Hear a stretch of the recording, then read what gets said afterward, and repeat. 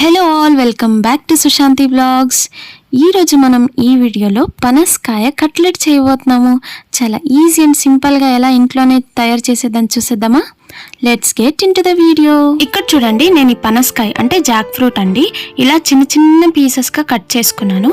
పండైన పనసకాయ కాదు, కాయగా ఉంటుంది కదా, ఆ పనసకాయ తీసుకొని ఇలా చిన్న చిన్నగా కట్ చేసుకున్నాను. అంటే ఒక క్యూబ్ షేప్లో ఉంటే చాలు, మరీ చిన్న చిన్నగా చేసుకోవద్దు. ఓకే, ఇప్పుడు ఇలా కట్ చేసుకున్నాను కదా, ఇది వచ్చేసి నేను పసుపు కొద్దిగా ఉప్పు వేసుకొని 2 మరుగులు వచ్చేంత వరకు మరిగించుకున్నాను. తర్వాత స్టవ్ ఆఫ్ చేసి చల్లగా అయిన తర్వాత చూడండి ఇలా ఉందన్నమాట దీని ప్రెజెంట్ స్టేజ్. మీరు ఎప్పుడైనా పనసకాయ కట్లెట్ చేస్తారంటే స్మాష్ చేసేయొద్దండి స్మాషర్తో. ఇలా చేతిలోనే ఇలా తుంచి ఇలా పెట్టుకుంటే గనక తిన్నప్పుడు జాక్ ఫ్రూట్ అని అంటే పనసకాయ తింటున్నారని ఫీల్ అవుతుంది. సో ఇలా మీరు చేతిలో ఒక్కొక్కటే టైం అయినా పర్లేదు కానీ ఇలా తీసి పెట్టుకోండి.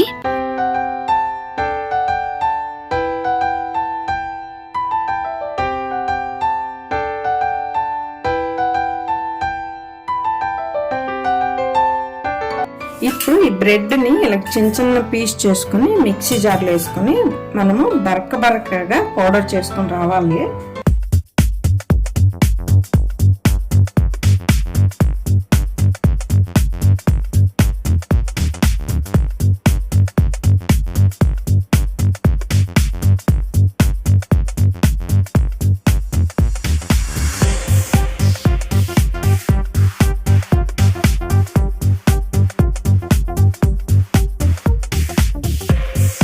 ఇప్పుడు మనం పనసకాయలు ఇలాగ తుంచి పెట్టుకున్నాం కదా, ఇందులోకి ఫైన్గా చాప్ చేసి పెట్టుకున్న ఆనియన్స్ వేసేసుకోవాలి, ఉల్లిపాయలు, చిల్లీ ఫ్లేక్స్ ఒక 1/2 స్పూన్ అండి, ఎక్కువ వేసుకోకూడదు, ఆర్గానో ఒక 1/2 teaspoon, pepper powder black pepper powder కొంచెం, పచ్చిమిరపకాయలు నేను ఒక 3 తీసుకున్నానండి సన్నంగా కట్ చేసుకుని, పుదీనా కరివేపాకు కొంచెం ఒక్కొక్క స్పూన్ల 1/2 స్పూన్ లాగా కట్ చేసి పెట్టుకున్నాను.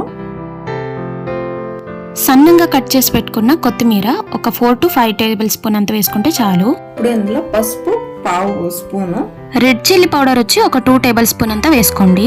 గరం మసాలా కొంచెం, సాల్ట్ వచ్చేసి ఒక 2 టేబుల్ స్పూన్ అంతా వేసుకోండి. ఇక్కడ నేను తీసుకున్న స్పూన్ చూసారు కదండి, సైజ్ చాలా చిన్నది, సో మీరు వేసుకున్నప్పుడు చూసి వేసుకోండి. ఇందులో వచ్చేసి కార్న్ ఫ్లోర్ ఒక 3 స్పూన్లు వేసుకుంటాను,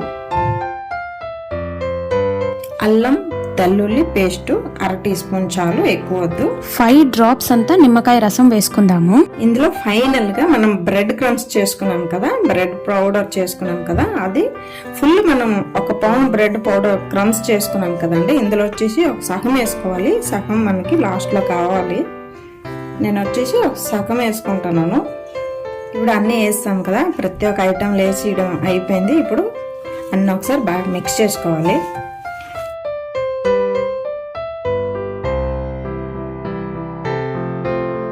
ఇదే మెజర్మెంట్తో వేసుకోండి, చాలా కరెక్ట్గా ఉంటుంది. చూడండి ఎంత గట్టిగా ఉండాలి. ఇందులో మీరు నీరు ఏమైనా కలిపినారంటే మళ్ళీ పుర్రుగా వచ్చేసి మనకి అక్కడ వేసేటప్పుడు చాలా ఇబ్బంది అవుతుంది, కాబట్టి చాలు, ఇంకేం కలపొద్దు. చూడండి ఎంత గట్టిగా ఉండాలి, మనకి ఉండొచ్చేసి. ఒక పక్క మనమైతే ఇలా పనసకాయని బాగా కలిపేసి ఒక సైడ్కి పెట్టేసుకున్నాం కదా, ఇప్పుడు మనం ఇందులోకి ఒక 3 టేబుల్ స్పూన్ అంతా కార్న్ ఫ్లోర్ వేసి తగినంత వాటర్ వేసి బాగా కలుపుతూ ఉండాలి. వితౌట్ లంప్స్ మీరు కలుపుతూ ఉండాలి. కట్లెట్ చేసే ముందు ఫస్ట్ చేతికి ఆయిల్ అనేది బాగా స్ప్రెడ్ చేసుకోండి. స్ప్రెడ్ చేసుకున్న తర్వాత ఇలా ఒక మిశ్రమంలో కొద్దిగా ముద్ద తీసుకొని అందులో మీకు ఏ షేప్ కావాలంటే ఆ షేప్ చేసుకోండి.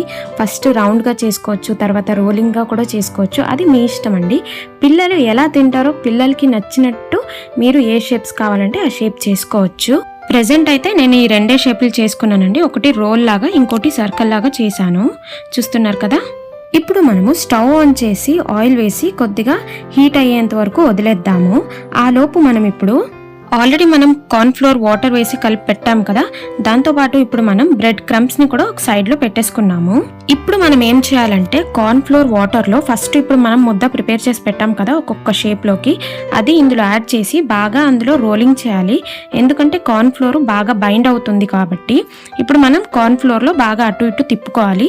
ఇటు తిప్పింది అయిన తర్వాత కార్న్ ఫ్లోర్లో ఇప్పుడు మనం బ్రెడ్ క్రమ్స్లోకి అది డిప్ చేసి బాగా రోలింగ్ చేయాలి. ఇలా రోలింగ్ చేసినప్పటికీ ఆ క్రంచెస్ అనేది తిన్నప్పుడు మీకే తెలుస్తుంది. కార్న్ ఫ్లోర్ వాటర్ లో కొద్దిగా డిప్ చేసింది, తర్వాత బ్రెడ్ క్రమ్స్ లో అటు ఇటు రోల్ చేసింది, అవన్నీ ఒక ప్లేట్ లో ఎత్తి పెట్టేసుకుందాము. సో దట్ డైరెక్ట్ గా మనం ఆయిల్ లో వేసేయచ్చు. మీరు ఇది ఇంకొద్దిగా క్రంచీనెస్ కావాలి, తర్వాత బాగా బైండ్ అవ్వాలనుకున్నట్లయితే ఫ్రిడ్జ్ లో మీరు హాఫ్ అన్ అవర్ వరకు లేకపోతే 1 అవర్ వరకు పెట్టేసినా కూడా చాలా అంటే చాలా బాగుంటుంది. తర్వాత కానీ మీరు ఆయిల్లో డీప్ ఫ్రై చేసుకుంటే చాలా బాగుంటుంది. తిన్నప్పుడైతే చాలా క్రంచీ అనిపిస్తుంది. కాకపోతే మీరు ఇంకా ఇన్స్టెంట్ గానే కావాలి అంటే ఫ్రిడ్జ్ లో పెట్టే అవసరం లేదండి, మీరు అలాగే డైరెక్ట్ గా కూడా చేసుకోవచ్చు, నో ఇష్యూస్. ఇప్పుడైతే ఆయిల్ హీట్ అయిపోయింది. ఇప్పుడు మనం రోల్ చేసుకున్నదంతా వేసేద్దాము. వేసుకోవాలి. ఇది వేగం రోస్ట్ అయిపోద్దండి, ఎక్కువ టైం పట్టదు.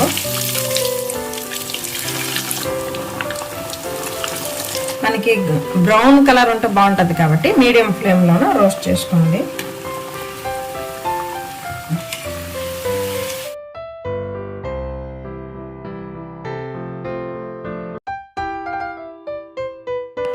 Hope you all enjoy this video అని అనుకుంటున్నాను. మీకు గనక ఈ వీడియో నచ్చినట్లయితే లైక్, షేర్, సబ్స్క్రైబ్ చేయండి. అలాగే మీ ఫ్రెండ్స్ అండ్ ఫ్యామిలీ మెంబర్స్కి కూడా షేర్ చేయండి. ఓకే, మరికొన్ని వీడియోస్తో మీ ముందు వస్తుంటాం. Until then, bye bye, take care.